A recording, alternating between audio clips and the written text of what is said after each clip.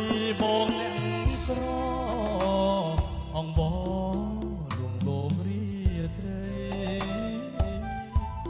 លើដើមខ្នោតលៃ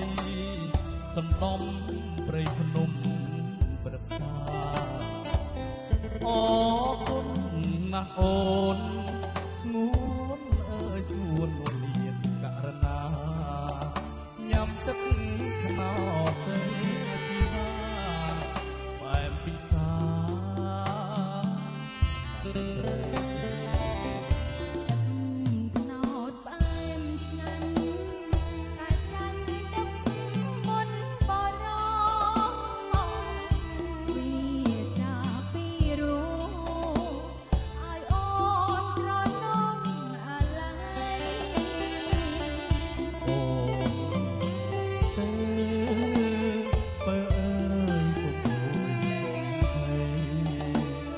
លុយបងបំពេលរាត្រី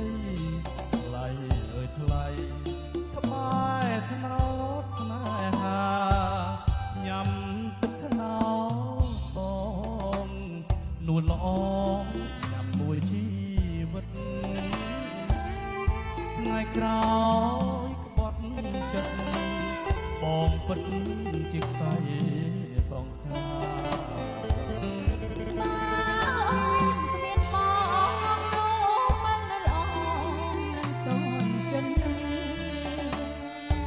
អើយសូមជួយកត់ត្រាខ្ញុំមរណា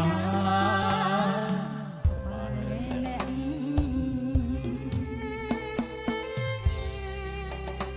អង្គពីរួមលើទេ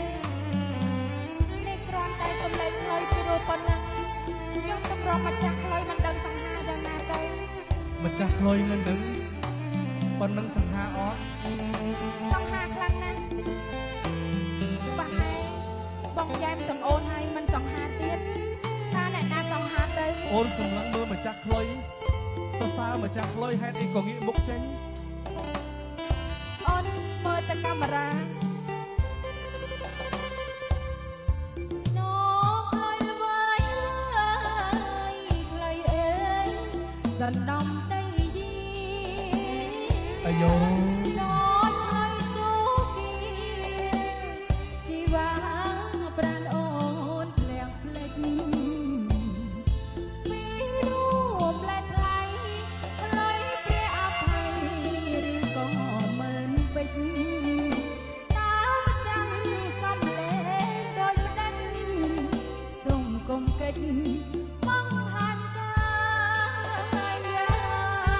លុយ